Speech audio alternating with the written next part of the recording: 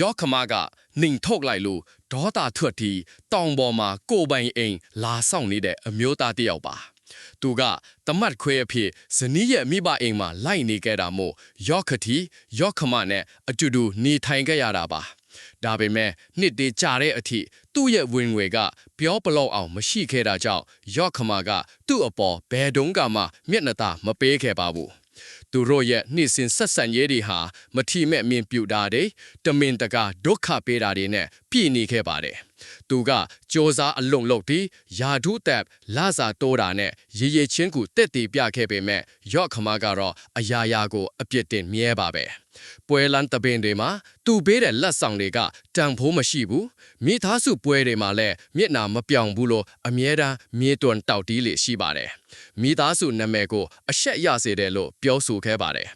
ယောခမရဲ့နှစ်ရှည်လမျှလွှမ်းမိုးမှုအောင်မှာသူ့ဇနီးကလည်းသူ့အပေါ်တခေးဖြည်းမကြေမနတ်ဖွက်လာပြီးသူ့အမေနဲ့အတူပူပေါင်းပြီးသူ့ကိုဝေဖန်လာပါတယ်နောက်ပိုင်းမှာတော့ယောခမကပို့ပြီးအတင့်ရဲလာပြီးသူ့ဇနီးကိုကွာရှင်းခွိုက်ဖို့ဓာတ်ရိုက်ဖိအားဖယ်ရင်ကြေညာလိုက်ပါတယ်ငါသမီးရဲ့အရေးချင်းနဲ့ဆိုရင်ထထဲသူကြွေတယောက်ယောက်ကိုရှာနိုင်တယ်မင်းနဲ့ဒုက္ခခံပြီးဘာလို့နေရမှာလဲတဲ့သူကတော့ဇနီးနဲ့နှစ်တည်းကြားအောင်တိဆောက်ခဲ့တဲ့တန်ရောစီအကြောင်းပြောဖို့အသေးအထန်တောင်းပန်ခဲ့တာပါဒါပေမဲ့သူ့ဇနီးကတော့ယောခမရဲ့လွှမ်းမိုးမှုအောင်မှာလုံးလုံးလျားရရောက်နေပြီးနောက်ဆုံးမှာတော့အရှုံးပေးဖို့ကိုပဲရွေးချယ်ခဲ့ပါတယ်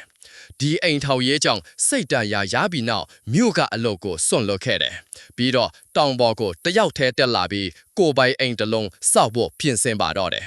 သူကတောင်ချေကမြေခွက်လက်တစ်ခုကိုရွေးချယ်ခဲ့ပြီးပေါင်းပင်နဲ့ကြောက်ခဲဒီကိုရှင်းလင်းကတောထဲကတစ်အဟောင်းဒီကိုခုတ်လဲခဲ့ပါတယ်အငါးလို့သားမရှိခိမီဆက်ပစ္စည်းမရှိပဲသူ့ရဲ့လက်နှစ်ဖက်တွေနဲ့ပဲအရာအလုံးကိုတဖြည်းဖြည်းပုံဖော်ခဲ့ပါတယ်မနက်ခင်းနေမှာတော့ငကလေးတွေရဲ့တေးတန်တွေနဲ့အတူအလုတ်ဆက်တင်တယ်တစ်သားတွေကိုရွေပေါ်ဆွဲအစ်စ်တွေဖောက်နိုင်ရန်တွေစီပြီးအမိုးပြားတွေမိုးခဲ့ပါတယ်အစင်တိုင်းကိုအလွန်ဂယုတဆိုင်လုဆောင်ခဲ့ပါတယ်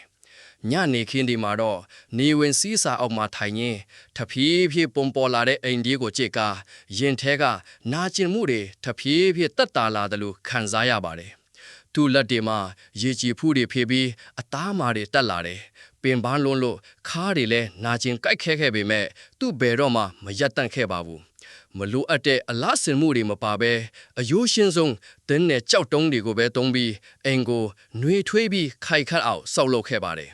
ခြံဝန်းပလဲမှာပန်းပင်တွေအပင်တွေစိုက်ပျိုးထားပြီးအိမ်ရှိမှာဟင်းတီဟင်းရွက်စိုက်ဖို့နေရာလေးတစ်ခုခြံထားတာက